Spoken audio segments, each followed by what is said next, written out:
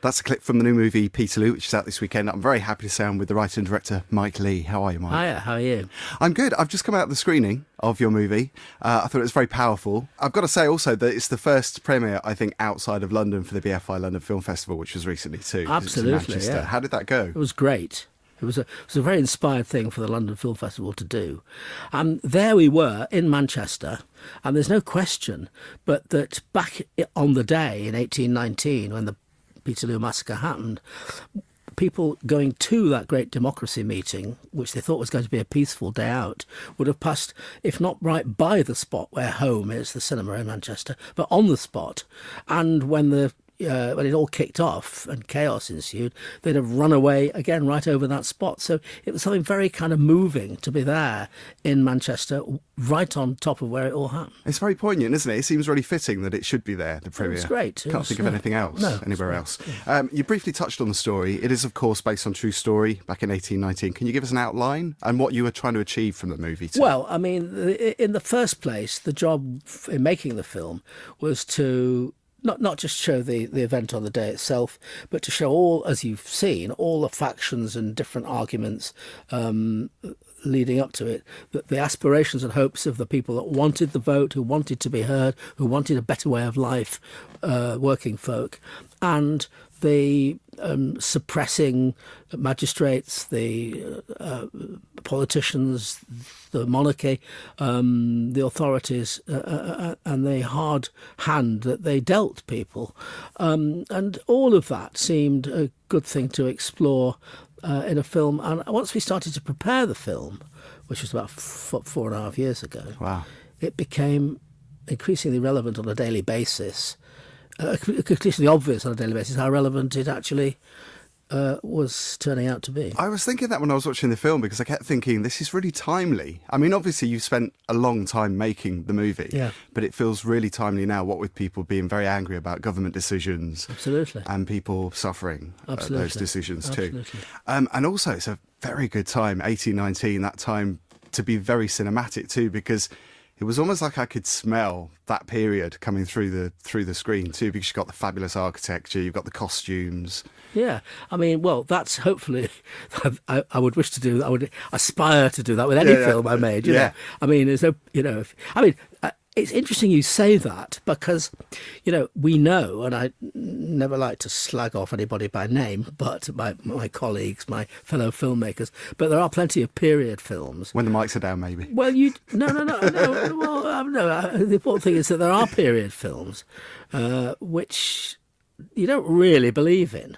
You don't really have that sense of that smell. You don't have the texture because very often it arises because they've sort of said, well, we don't want to have too much period dialogue, and we don't want to. We'll actually zhuzh the costumes up a bit, and the ladies won't wear corsets because it's not sexy, and blah blah blah.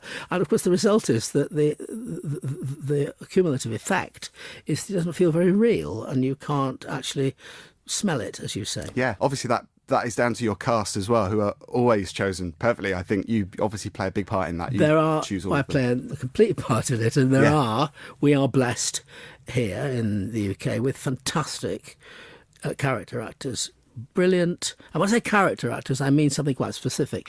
People that don't just play themselves in a narcissistic way, but are really good at doing people out there in the street in a real way and enjoy and are motivated to do that.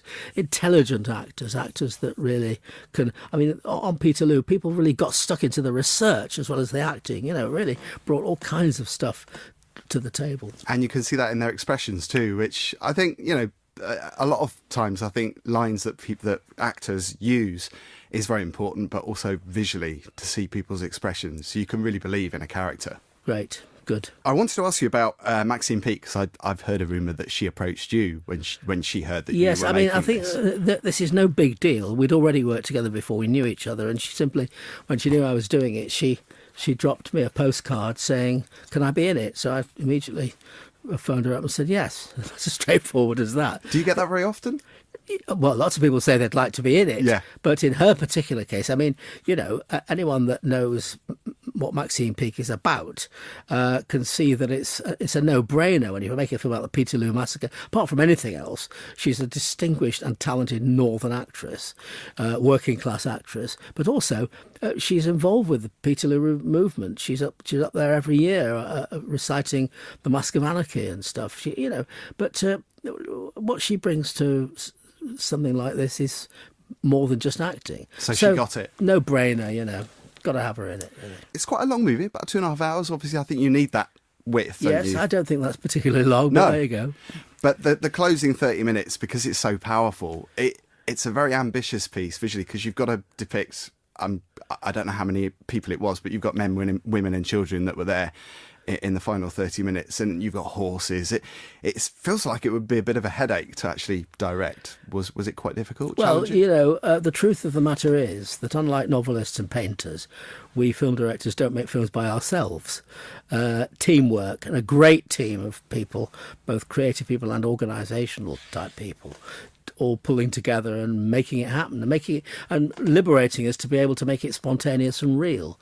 So complicated, but a headache? Not really, not a headache, just a very stimulating job. You've also got people that show strength. Obviously there were victims here, sadly, in the true story, yes. And you're depicting that. But what I love about your films is that you show human strength as opposed to people being victims, generally in situations which are pretty tough. Are you drawn to that idea of showing that strength? I am, but I have to say, in a way, I don't really isolate that. I mean, there are victims too. There are people making mistakes, the people with power, people without power. In the end, I suppose I would have to say that what I am really drawn to is all human life is there, really. And the chemistry of all of those things is life, and that's what I try and make films about. Sure. What were your thoughts when you first saw the film? Well, in its entirety. You see, it's a funny question, that, because when you make a film, you see it all the time. You don't go away and come back and it's there. Yeah. So I think really, the question I would have to prefer to or be more capable about it is, what were my feelings when we first showed it to an audience? Because that's when a film starts to have any meaning. Until then, it hasn't. And the truth is, audiences get on very well with it, and it's very exciting. And I find that, and I'm still at the stage of watching it with some audiences, and it's great. It's a really good experience. Must be a good feeling. Yeah. To get that positive Absolutely. feedback from people. Yeah, absolutely. I think it's a very different film in many ways, but you can tell it's your film because you have certain feelings and moods that come from the film, like say the music. Yes, and also apart from anything else, I mean, it is it's real. It's in many ways tragic, but there are comic moments, and I think that's because life is both tragic and comic, and the two things come together inextricably, and I think that's what you're talking about. I wanted to ask you what is coming next, and also, do you look back at your previous works, because obviously you're a much loved filmmaker and people do delve back when you into say do I look back at them, do you mean do I watch them? Do you watch them? I do watch them. I can watch them. I mean, I don't sit watching them every night like Gloria Swanson in Sunset Boulevard, which I know your particular listenership would love me to do. No, I mean, I see a lot of filmmakers hate their own films because they were interfered with and they cast people they didn't want to, and they were recut and changed and generally buggered about with. That's never happened to me. I'd be very lucky I've made the films I wanted to make the way I wanted to make them. So I can watch them, and from time to time I do, and I actually like them, which is fair enough. Yeah. I can't expect anybody else to like them if I don't. As to what's next, can't tell you anything about that. Nothing at all? No. See, that's what's so great about that mystery, isn't it? That you're going to leave people guessing. Well, you can guess. You can't Get really any good elaborate. ideas, let me know. Mike Leigh, it's great to see you. I wish you all the best with the film. Thank you. Already the reviews are fantastic. So Thank you very much indeed. Thank you.